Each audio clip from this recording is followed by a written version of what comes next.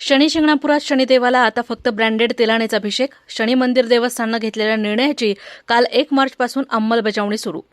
शनी शिंगणापुरात दररोज हजारो भक्तांकडून शनिदेवाला तेलाने अभिषेक केला जातो. पण आता शनिदेवाला कालपासून ब्रँडेड तेलच वाहण्यास सुरुवात करण्यात आली आहे. श्री क्षेत्र शनी शिंगणापूर येथील शनिदेवाला आजपासून फक्त ब्रँडेड तेलच चढवता येणार आहे. शनी भक्तांना केवळ ब्रँडेड कंपनीचं तेलच वाहण्यास परवानगी देण्यात आली आहे. शनी मंदिर देवस्थानानं घेतलेल्या निर्णयाची काल 1 मार्चपासून अंमलबजावणी करण्यात आली. त्यानुसार दुकानदारांनाही प्रमाणित कंपन्यांचं तेल विकण्याची सक्ती करण्यात आली आहे. शनी शिंगणापुरात दररोज हजारो भक्तांकडून शनिदेवाला तेलानं अभिषेक केला जातो. मूर्तीची झीज होऊ नये यासाठी केवळ ब्रँडेड खाद्यतेल वाहण्याचा मंदिर प्रशासनानं ठराव केलाय. अखाद्यतेल, सुटे तेल वाहण्यास आजपासून बंदी असणार आहे. तसंच फक्त ब्रँडेड कंपनीचंच तेल वापरण्याच्या सूचना देवस्थान विश्वस्त मंडळानं व्यावसायिकांनाही दिल्या आहेत. त्यामुळे आता मंदिरामध्ये येणाऱ्या भाविकांनी देखील याची दखल घेऊन फक्त ब्रँडेड तेलाचाच वापर करावा असं आवाहन करण्यात आलंय. या ठिकाणी जो आज नियम घेतला संस्थांनी तो एक प्रकारे दुय्यम असा वाटतो. कारण या ठिकाणी जसं तुका म्हणे देवा हीची माझी भोळी सेवा जर म्हणलं तर ते त्याच्यात चेकिंग करायचं काही कारण नाही.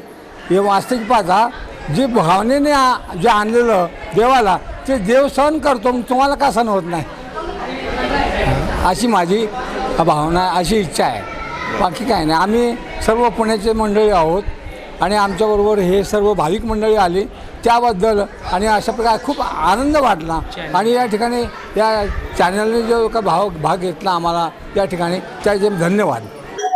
श्री शनीश्वर देवस्थान ट्रस्ट विश्वस्त मंडळाने शनिदेवाच्या स्वयंभू शिळेचे होणारी झीज टाळण्याकरता 1 मार्च 2025 पासून जे शनिदेवाच्या मूर्तीवर जे तेल अर्पण केलं जातं त्या संदर्भामध्ये खाद्यतेलच शुद्ध रिफाईंड तेल अर्पण करावं आणि हे तेल एक नामांकित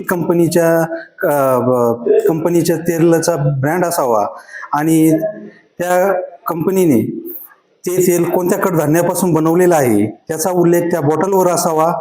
त्याचप्रमाणे ते खाण्यायोग्य असलेला व्हेजिटेरियन ग्रीन सिम्बॉल त्यावर असावा.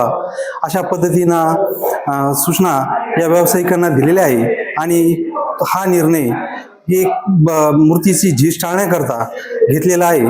तर त्याची अंमलबजावणी 1 मार्च 2025 पासून. प्रतिनिधी दीपक कासवा, अहिल्यानगर.